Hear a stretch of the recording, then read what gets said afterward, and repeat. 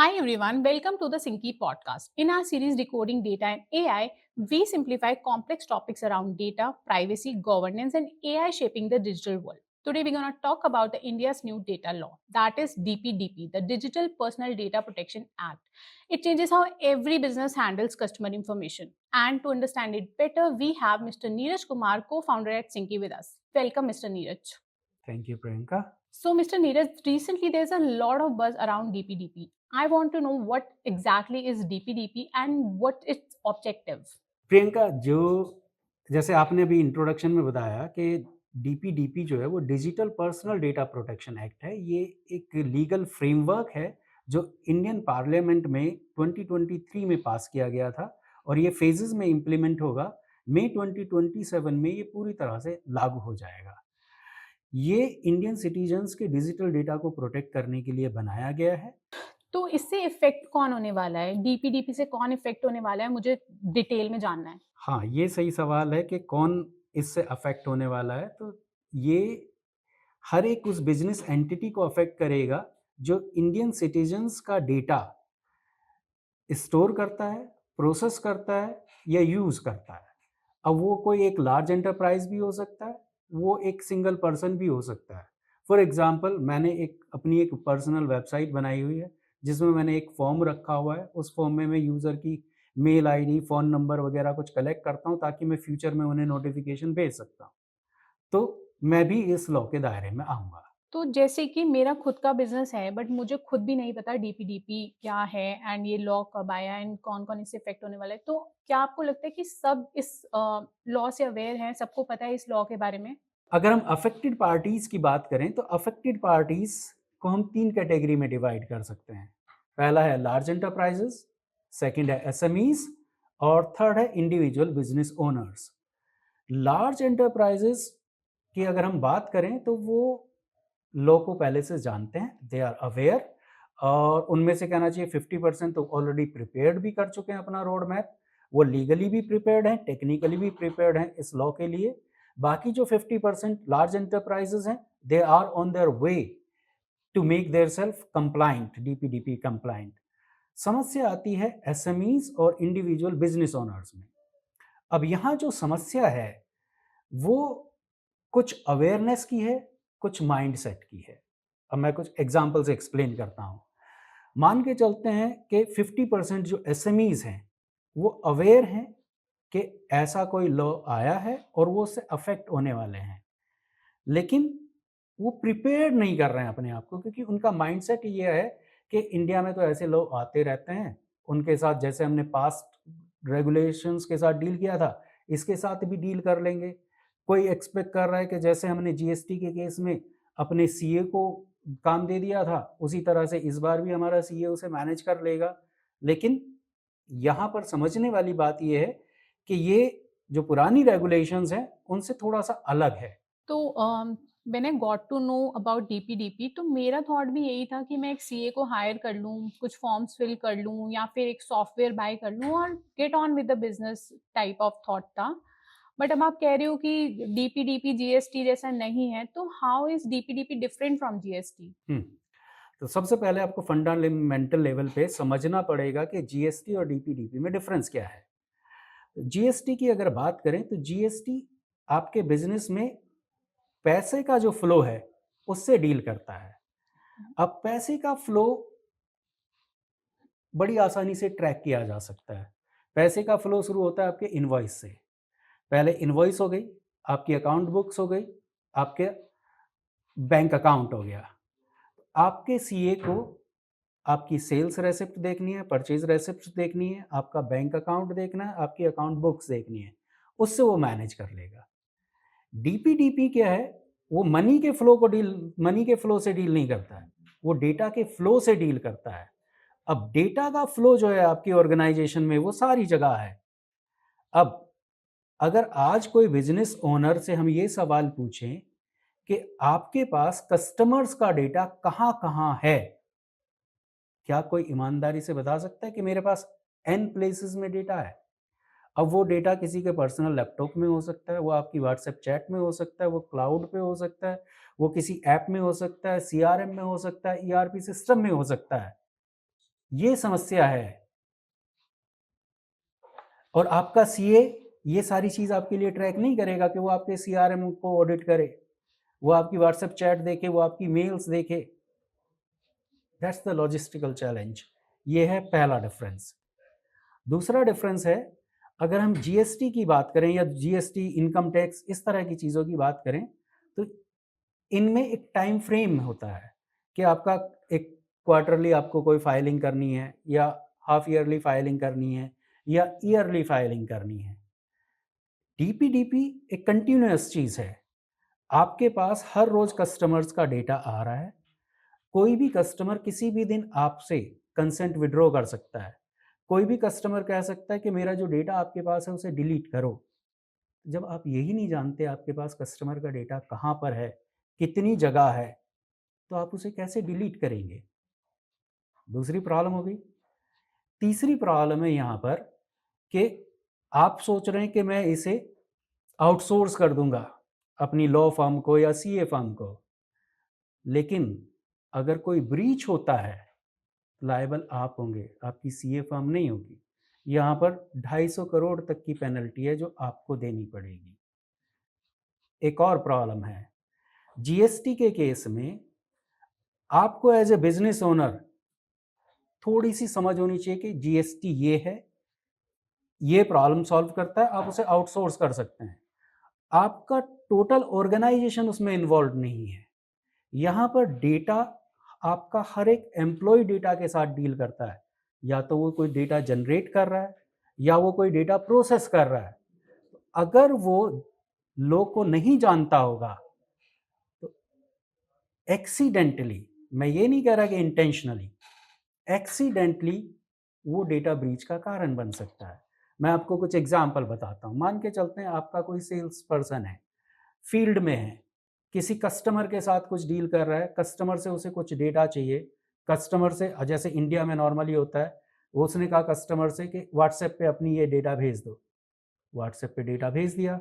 अब वो data system का था, व्हाट्सएप से वो एक्चुअल सिस्टम में जाना चाहिए था। अब वो उसके पर्सनल मोबाइल व्हाट्सएप चैट में है।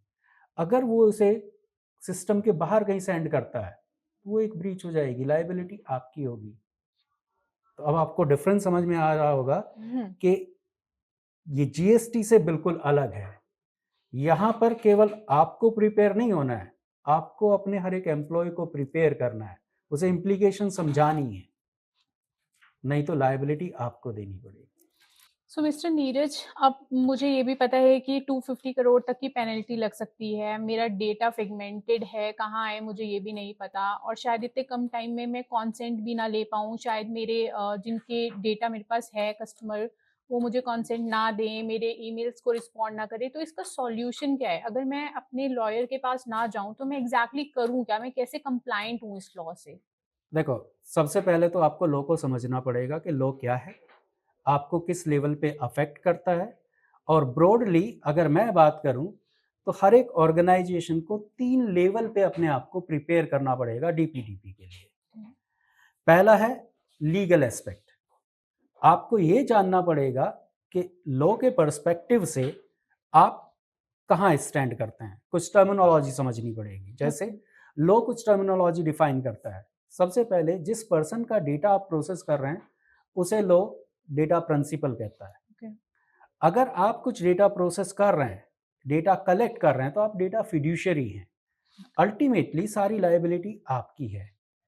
अगर आप डेटा किसी दूसरी पार्टी या थर्ड पार्टी के साथ शेयर कर रहे हैं, तो वो डेटा प्रोसेसर है। अब कोई भी कंपनी, फॉर एग्जांपल हम अपनी कंपनी का एग्जांपल लें, हम एम्प्लॉय हायर करते हैं, उनकी थर्ड पार्टी वेरिफिकेशन के लिए हम डेटा किसी दूसरी कंपनी के साथ शेयर करते हैं जो वेरीफाई करता है। तो आज की डेट में हमारे जो उनके साथ कॉन्ट्रैक्ट हैं वो अलग तरह के, उसमें डीपीडीपी कहीं भी नहीं है, उसमें डेटा ब्रीच कहीं नहीं है। लेकिन कल को अगर हमने किसी एम्प्लॉय का आधार कार्ड, पैन कार्ड, कोई पर्सनल इंफॉर्मेशन जो थर्ड पार्टी के साथ शेयर की और वहां से ब्रीच हो गई, तो लायबिलिटी हमारी होगी। तो हमें अपने सारे लीगल कॉन्ट्रैक्ट्स डीपीडीपी को ध्यान में रख के रिफ्रेम करने पड़ेंगे। रिफ्रेम करने का मतलब ये है कि अगर मैं आपके साथ एक्स डेटा शेयर कर रहा हूँ और वो एक्स डेटा ब्रीच आपकी साइड से होता है, तो लायबिलिटी आपकी होगी। इस तरह से मुझे अपने आप को लीगली प्रोटेक्ट करना पड़ेगा। ये हुआ पहला एस्पेक्ट।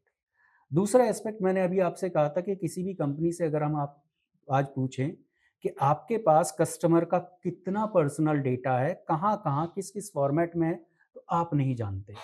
तो हर कंपनी को इंटरनल ऑडिट करने पड़ेंगे, अपने आप को टेक्निकली अनेबल करना पड़ेगा कि वो एक सिंगल क्लिक पे जान पाएँ कि उनके पास कितना पर्सनल डेटा है, वो कहाँ है।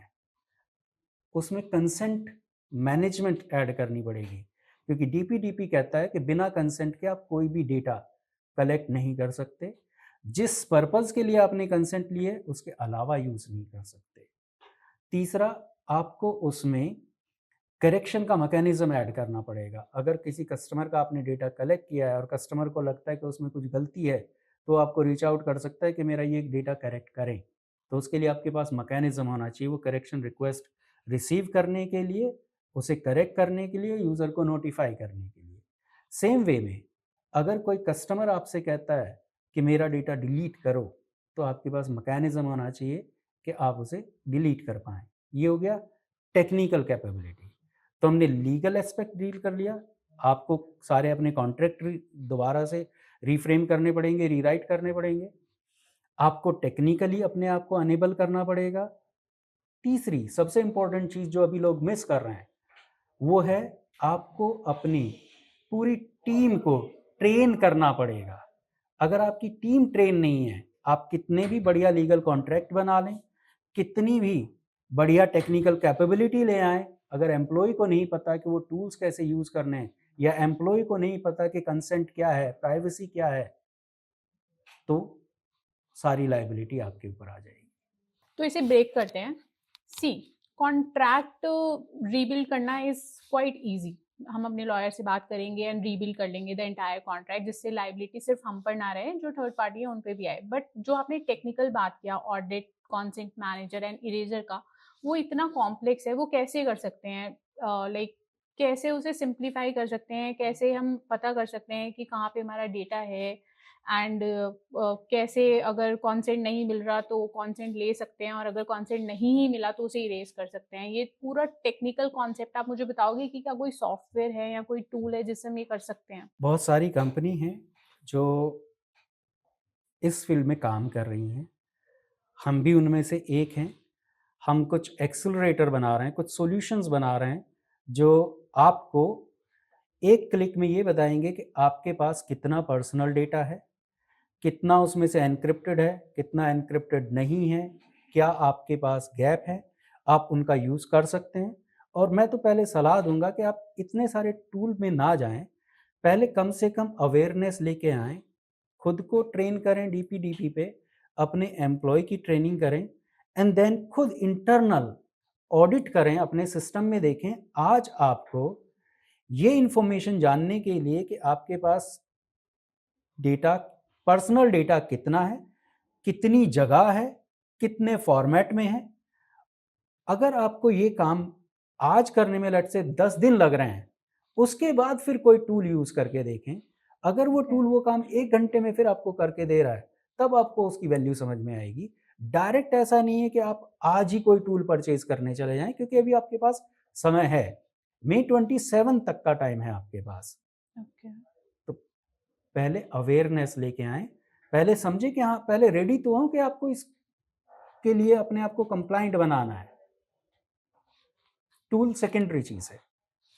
ऑल्सो मैंने ये सुना है कि 250 करोड़ रुपीस की पेनल्टी है। क्या ये सच है? Like this is a huge amount. Actual में पेनल्टी 250 करोड़ से ज़्यादा हो सकती है। अगर आपको 250 करोड़ ज़्यादा लग रहा है, तो जैसे हम नॉर्मल क्रिमिनल केसेस में देखते हैं कि जब कोई क्रिमिनल केस होता है तो मल्टीपल पीनल कोड्स, या हिंदी में बात करें तो एक से ज़्यादा धाराएं लगती हैं कि इस धारा में आपको लेट से 14 साल की सज़ा हुई, इस धारा में 10 साल की सज़ा हुई, इस धारा में 2 लाख का जुर्माना हुआ। तो जब जजमेंट सुनाया जाता है तो उसमें जितनी भी धारा उस अपराध में एप्लीकेबल होती हैं, उन सब के अकॉर्डिंग क्लब करके जजमेंट आता है। सेम यहाँ पर है। तो 250 करोड़ एक क्लोज के अंदर है। अगर आपके केस में मल्टीपल क्लोज एप्लीकेबल होंगी तो उन सब का अमाउंट उसके ऊपर एडअप हो जाएगा। तो ये रियल है कि हाँ, इतनी पेनल्टी है। हाँ, जैसे मैंने कहीं पढ़ा था कि चाइल्ड अंडर 18 वालों के लिए कुछ और 200 करोड़ प्लस हो जा रहे हैं 250 करोड़ में, and that's a huge amount. तो ये जो लॉ है ये सारी इंडस्ट्री पे अप्लाई हो रहा है या फिर कुछ इंडस्ट्रीज एक्सक्लूसिव भी हैं इससे, या फिर? नहीं, एक्सक्लूड कुछ नहीं है, लेकिन severity industry to industry differ करती है। जैसे अभी आपने एग्जांपल लिया चाइल्ड्स का, तो नॉर्मल सिचुएशन में आप कंसेंट लेके डेटा को यूज कर सकते हैं। आप उसे अगर सिक्योर रख रहे हैं तो, और जिस पर्पज़ के लिए आपने कंसेंट लिया उस पर्पज़ के लिए यूज़ कर रहे हैं। लेकिन अगर आपका डेटा प्रिंसिपल चाइल्ड है, जैसे कि ओके। एडटेक इंडस्ट्री में, इंडिया में 10th के बाद बच्चे जेईई नीट की तैयारी करने लगते हैं। उस समय उनकी उम्र 15 साल, 16 साल, 17 साल होती है। तो इस लॉ के अकॉर्डिंग वो माइनर हैं। तो उस केस में आप अभी जो बहुत सारी चीज़ें कर पा रहे हैं, जैसे अभी लोग क्या करते हैं, स्कूल से बच्चों का डेटा ले लेते हैं, फिर उन्हें कॉल करना शुरू करते हैं। जितने भी ये एडटेक वाले लोग हैं, कैंपेन चलाते हैं, मैसेजेस भेजते हैं कि एक्स कोचिंग, वाई कोचिंग, और इस तरह का काम आप नहीं कर सकते हैं। टारगेटेड ऐड उनके लिए नहीं चला सकते हैं, उन्हें आप ट्रैक नहीं कर सकते। बहुत सारी चीज़ें, मतलब उनके लिए एक वॉल खड़ी कर दिया लॉ ने, उन्हें प्रोटेक्ट कर दिया माइनर्स को। नॉर्मल केस में वो नहीं है। अगर आपने माइनर वाले केस में आप फॉल करते हैं, तो ये 250 करोड़, 500 करोड़ भी हो सकता है, क्योंकि यहाँ आप मल्टीपल क्लोजेस को ब्रीच कर रहे होंगे। So what would be the best roadmap to be compliant with DPDP? सबसे पहले तो आप लॉ को समझिए, ये देखिए कि आप यहाँ पर किस कैटेगरी में फॉल करते हैं, किस इंडस्ट्री में फॉल करते हैं, किस तरह का डेटा प्रिंसिपल है, किस तरह का डेटा आप प्रोसेस कर रहे हैं। उसके बाद उसका लीगल एस्पेक्ट समझिए, टेक्निकल एस्पेक्ट समझिए, ट्रेनिंग वाला पार्ट समझिए, एंड देन एक रोड मैप बनाइए। उसमें हम आपकी हेल्प कर सकते हैं। अगर आप खुद नहीं बना पा रहे हैं तो हमें आप रीच आउट कर सकते हैं। हम आपको बता सकते हैं कि लीगली आपको ये काम करना है, टेक्निकली ये काम करना है, ट्रेनिंग वाइज ये काम करना है। थोड़े एफर्ट लगेंगे, ऐसा नहीं कि केक वॉक है, लेकिन किया जा सकता है अगर आप रेडी हैं तो। तो जो लोग ये पॉडकास्ट सुन रहे हैं उनके लिए आपका क्या मैसेज है? सिंकी कैसे हेल्प कर रहा है और कंपनीज को डीपीडीपी कंप्लाइंट होने में? क्या आप लोग वो टूल प्रोवाइड कर रहे हैं जिनको वो नहीं करने इतने एफर्ट्स खुद से स्टडी करने के, कंप्लाइंट होने के, एंड वो सीधा टूल यूज करना चाहते हैं, तो उनके लिए आप क्या कर रहे हो? आप ये कह रहे हैं कि हम डॉक्टर हैं, हम सामने वाले को क्या दवाई देते हैं। तो सामने वाले को भी पहले थोड़ा-सा पता होना चाहिए कि ये बीमारी है, उसकी ये दवा होती है, ये डॉक्टर होता है। जैसे अगर आपको कोई आँख में प्रॉब्लम है, तो आप दाँत के डॉक्टर के पास नहीं जाएँगे, आँख वाले डॉक्टर के पास ही जाएँगे। Yes sir. तो ऐसे ही पहले मैं सलाह दूँगा कि पहले बेसिक अवेयरनेस बनाइए। Awareness, okay. अगर आप अवेयर हैं कि ये लॉ है, मुझे ऐसे अफ़ेक्ट करता है, उसके कुछ यूज़ केस मैं आपको समझा सकता हूँ। एक एग्ज़ाम्पल देके ख़त्म करते हैं, ताकि बाद में फिर डिटेल में हम इंडस्ट्री वाइज़ यूज़ केस ले सकते हैं। तो मान के चलते हैं, मैं किसी एक कंपनी में चीफ़ मार्केटिंग ऑफ़िसर हूँ। मेरा प काम है मार्केटिंग कैंपेन चलाना। उसके लिए मुझे डेटा चाहिए प्रोस्पेक्ट्स का। तो अभी हम क्या करते हैं, लिंक्डइन से, मेल से, थर्ड पार्टी से डेटा लेते हैं, एंड देन उसके ऊपर मार्केटिंग कैंपेन चलाते हैं। लो कहता है कोई भी आप मार्केटिंग कैंपेन चलाएं, उसके लिए आपके पास कंसेंट होनी चाहिए। अब मैं पिछले 10 साल से ये काम कर रहा हूँ। 10 साल में मैंने बहुत सारा डेटा इकट्ठा किया है, अपने एफर्ट से और थर्ड पार्टी के थ्रू भी। मान के चलते मेरे पास 1 लाख लोगों का डेटा है। अब ये लॉ मुझे कैसे अफेक्ट कर रहा है? मुझे उन सब 1 लाख लोगों से कंसेंट लेनी पड़ेगी। अब अगर मैं सीधे एक मेल भेजूँ सबके पास कि भाई ये मार्केटिंग कैंपेन के लिए आप मुझे कंसेंट दो, क्या लगता है आपको क्या होगा? नहीं देंगे। 50% लोग मेल देखेंगे ही नहीं। 50% जो आपकी मेल पढ़ेंगे, उसमें से 50% उस पे रिस्पॉन्ड नहीं करेंगे, वो इग्नोर कर देंगे।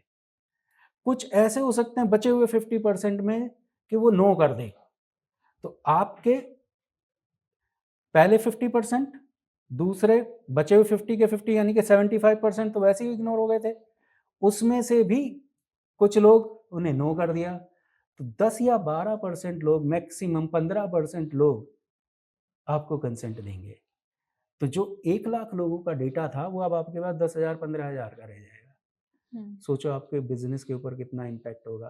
पहले आप 1 लाख लोगों तक अपना मैसेज पहुंचा पा रहे थे, अब आप 10,000 लोगों तक मैसेज पहुंचा पा रहे हो। तो अब आपको इसे सही से स्ट्रेटजाइज करना पड़ेगा। आपको आइडेंटिफाई करना पड़ेगा कि मेरे हाई वैल्यू कस्टमर्स कौन से हैं, उनके लिए एक अलग पिच होनी चाहिए, वो लूज नहीं होने चाहिए। फिर देखना पड़ेगा किस सेगमेंट के कस्टमर हैं। अगर बच्चे हैं तो उनके लिए पेरेंट से कंसेंट लेनी पड़ेगी, उसकी फ्रेमिंग अलग तरह से करनी पड़ेगी। तो बहुत सारे एस्पेक्ट हैं, आपको अलग अलग लेवल पे प्रिपेयर करना है। आपको ये देखना है कि आप इस लो से कैसे अफेक्ट होने वाले हैं। Okay, so your message is keep being aware is very much of importance. Is the first step. Yeah, is the first step for being a DPDP compliant. इसे आप ऐसे समझिए कि मैं ऐसे रीजन में रहता हूँ जहाँ ज़्यादा बारिश होती है, ठीक है। अब मुझे पता है कि इस सीजन में बारिश आने वाली है, तो मैं बारिश के लिए अपने आप को प्रिपेयर करूंगा, छाता लेके निकलूंगा या इस तरह के इंडोर में ज़्यादा अपना काम करूंगा। और अगर मैं इग्नोर करूं कि भाई वेदर फोरकास्ट कुछ भी हो रहा है, मैं तो जैसे पहले था वैसे ही काम करूंगा, तो क्या होगा? Yes. नुकसान मेरा होगा। Exactly. Thank you so much for watching our podcast. In upcoming videos, we'll be talk about industry, how DPDP is affecting different industries and areas. So we'll see you in the next podcast. Thank you so much. Thank you, Neeraj sir, for your presence. Thank you, pleasure was mine.